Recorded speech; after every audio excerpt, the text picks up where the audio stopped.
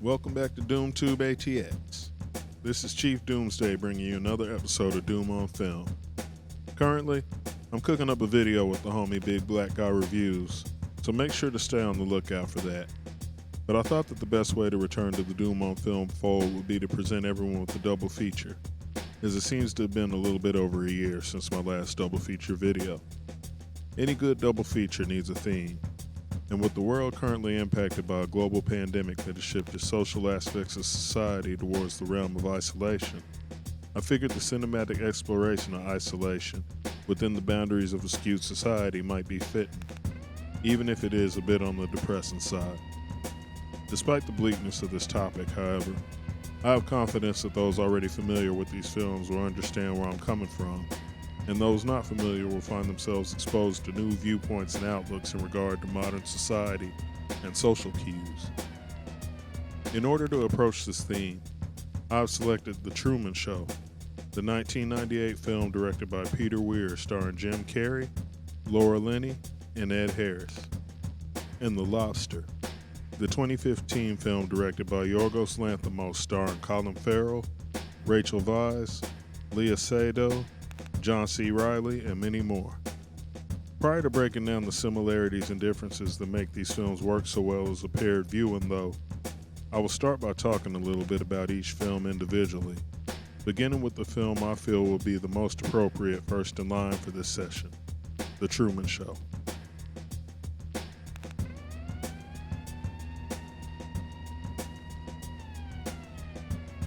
Reality TV had reached significant heights in terms of popularity by 1998, but I doubt that even Peter Weir knew how truly prophetic his vision of the world would be when he released The Truman Show. The film centers around Truman Burbank, a man nearing middle age with absolutely no clue that his life is actually the focus of a reality television program that is filmed, produced, and aired 24 hours a day, 7 days a week. The production, an elaborate farce that takes place in an enormous domed environment, is headed by Christoph, a visionary not only looking to blur the lines between entertainment and reality, but in many ways, blur the lines between man and God. Under the direction of Christoph, Truman was selected as an infant, placed under the care of actors posing as his parents, and raised to believe that the truly outrageous situation he is in is reality. During his journey towards adulthood, Christoph surrounded Truman with additional actors to serve as friends and love interests, while simultaneously exploiting Truman by using his interaction with various products placed in the world as a means to generate advertising revenue. Through the course of the film, we see Truman slowly start to recognize that all is not right with the world around him. At first, his sense of awareness is raised through a series of innocuous events, but as these events begin to compile, Truman begins to recognize that all is not what it seems, causing him to reflect on past memories that haunt him. As the entire world watches, Truman fights an extremely visceral battle between his perception of reality and his need to question it, all the while grappling with his sanity in hopes of attaining answers while unknowingly placing himself on a collision course towards emancipation. The Truman Show is a truly brilliant film that creates an aura of surveillance almost immediately, which instantly puts the viewer in the proper state of mind to not only understand Truman's world, but to empathize and sympathize with his plight.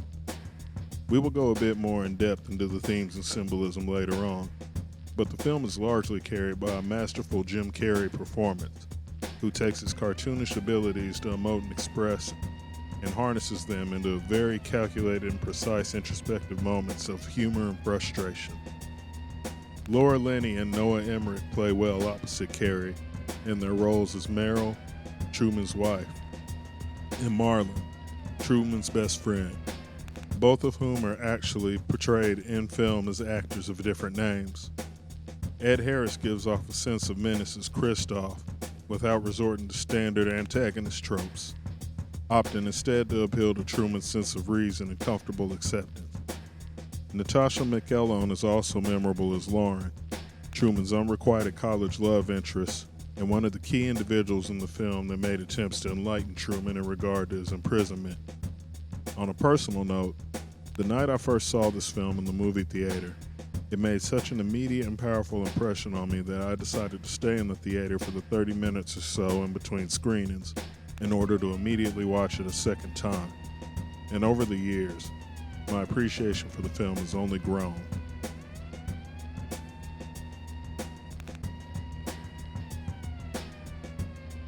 In a world that does not accept single individuals that are nearing their middle-aged years, David finds himself escorted to a hotel after his wife leaves him for another man.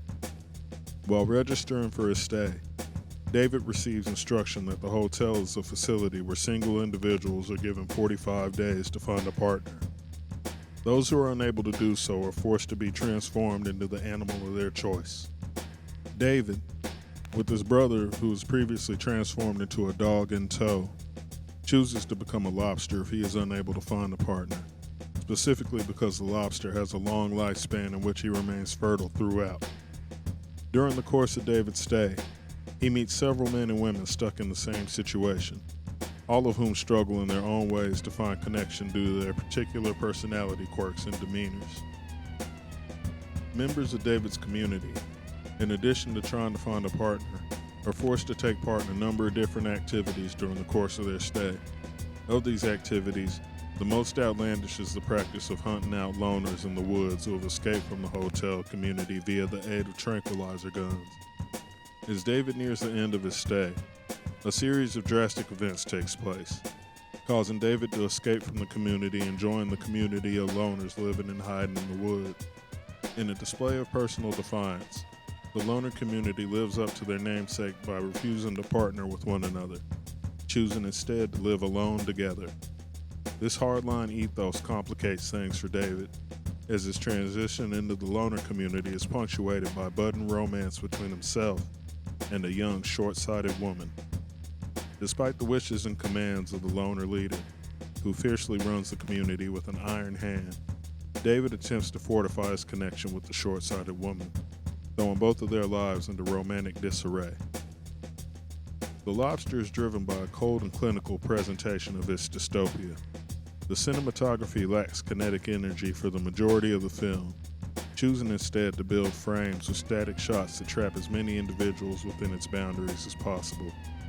One of the signature elements of this film is the purposely withdrawn and stilted performances of the cast, in many cases to a nearly robotic degree.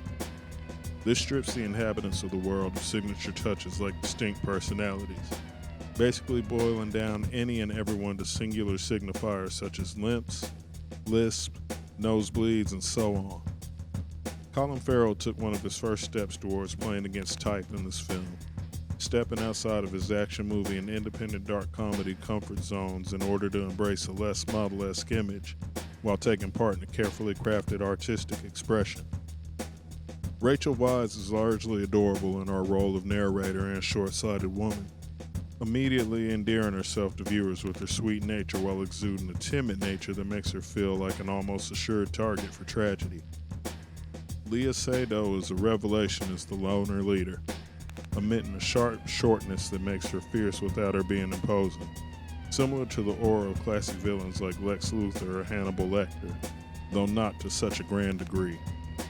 John C. Reilly, Ariane, Ben Whishaw, Angeliki Papoulia, Olivia Colin, and a handful of others help build the offbeat, uncanny valley feeling of the world. The primary reason that The Truman Show and The Lobster work together so well is that both films are able to provide visions of dystopian societies that are unique from one another, while sharing a sense of uniqueness from the traditional cinematic presentation of a dystopian society. The foundation of each dystopia is a sense of commodification, with The Truman Show illustrating the commodification of the human being as a means for entertainment and the generation of income, while The Lobster commodifies the idea of relationships to such a drastic degree that the isolation is painted as a societal ill. Regardless of which team you play for in either film scenario, there is a permeating sense of imprisonment that looms over all the characters involved, which is immediately illustrated by Truman and David, respectively. That being said, it's hard not to argue that the friends, families, and citizens of Sea Haven Island are not prisoners themselves, all of whom are under the all-seeing surveillance-focused eye of Christoph. In the case of the Lobster, the comparison is much more direct, as members of both the hotel and the loner communities are not only literally prisoners to their circumstances, but all seem to willingly adhere to the imprisonment society has placed on them due to their relationship status. A mental imprisonment that has clearly been driven home to the point of societal acceptance at large. There is also a compelling shared theme of isolation in both films that is not only immediately recognizable, but based on your personal life experience, may hit a little more close to home than a viewer is willing to admit. While YouTube was not a thing at the time The Truman Show was released, it's odd how well the film illustrates the concepts of parasocial relationships and reluctant celebrity. On the parasocial level, Peter Weir constantly cuts away from Truman's experience to directly illustrate the legion of viewers that not only religiously tune in to The Truman Show, but essentially dedicate a large portion of their mental real estate to it, forming one-sided bonds as they vicariously live their lives through Truman. Due to this one-sided, menagerie-style exhibition of Truman's life, we are given subtextual insight into the light of the reluctant celebrity. Despite Truman's ignorance of just how many eyes are on him, he is able to discern that something about his walk through the world is off based purely on how others interact with him. And once he does discover the truth about his experience, he immediately shuns it and expresses a desire to live a life outside of the public gaze.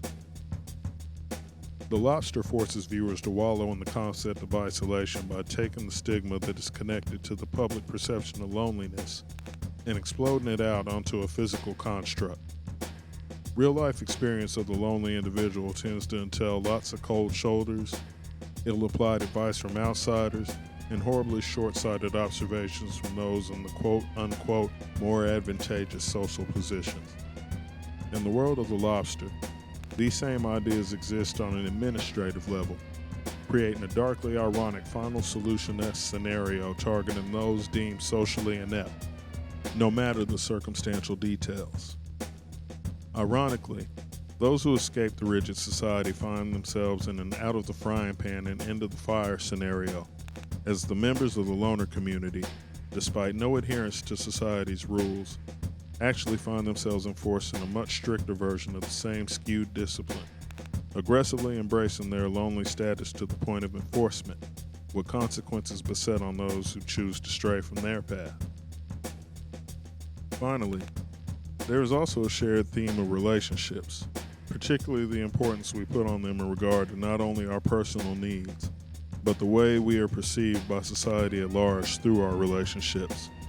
The Truman Show makes it a secondary exploration, chiefly through the way that Lauren is forcefully removed from the picture in order for the preferential treatment of Merrill. Even when Truman and Merrill's relationship reaches its endpoint, Christoph already has a replacement waiting in the wings. This echoes the overall theme of The Lobster, where single people are wholly unacceptable and therefore literally shifted to an outcast position in a society with little to no hope of integration. Essentially, the film swapped their hierarchy of importance in regard to isolation and relationships in a sort of tails for heads, heads for tails scenario. While there are enough similarities between the two films to make them abstractly kindred spirits, it's the areas in which the films differ that really make these thematic opposites attract. Outside of Truman, perhaps the sole sincere individual out of all the characters in both films, we are shown almost nothing but problematic personas. The characters in The Truman Show move through the world exuding a surface-level falseness by choosing to bury their true feelings and thought, choosing to alternately communicate in a performative manner. Meanwhile, all parties in The Lobster communicate as if their spirit and ability to emote has been squeezed out of them, with communications between individuals sounding about as enthusiastic and dynamic as a talk between two NPCs in a video game. This stilted, restrictive manner of speech is not only immediately unsettling, but as the nature of the narrative reveals itself to viewers, the manner of speaking takes on a hypnotic tone, lulling viewers into a sense of doomed acceptance should they choose to empathize with David. The Truman Show plays well in this double feature as a first film because the narrative is a singular case study. Though the circumstance is grand and seemingly worldwide in terms of its ability to reach viewers, the core of the story falls solely on the shoulders of Truman. It is his reactive experience to the scenario that we observe, relate to, and ultimately hope that he is able to eventually escape from. By comparison, The Lobster flips the script by giving us a societal case study to a singular and overarching issue. While David is the central focus of the narrative, there are clearly countless members of society in The Lobster that fall short of the goal of finding a partner. And due to the circumstances of the narrative, we are given a figurative, systematic institution that takes these individuals and puts them through the symbolic ringer. Both films could fall under the category of dark comedy. But outside of that general designation, the films could not be more tonally different. The Truman Show takes its core darkness and wraps it tightly in a shell of stylized, manufactured positivity, giving the film a deceptive lightness that is slowly shed upon repeat viewings as viewers slowly realize the true horror of the situation that Truman is placed in. The Lobster, on the other hand, embraces its bleakness like a mother and child reunion. While the film is funny in its own uncomfortable way, there is an almost surgical lack of frivolity in the proceedings, especially when Lanthimos ratchets up the tension through highly stylized lighting choices. Instead, the humor in The Lobster is found not only in the ridiculousness of the overarching societal situation that everyone finds themselves in, but in the rigid adherence that all members of said society adopt to said situation. In terms of the content of both films, The Truman Show is relatively tame, while The Lobster does flirt with a handful of disturbing scenarios. In conclusion, The Truman Show was a rousing box office success, while The Lobster, despite its A24 distribution and critical acceptance, did not necessarily fare well at the box office. Numbers set aside, both films are equally and similarly compelling, even if they are not alike on anything other than a purely surface level.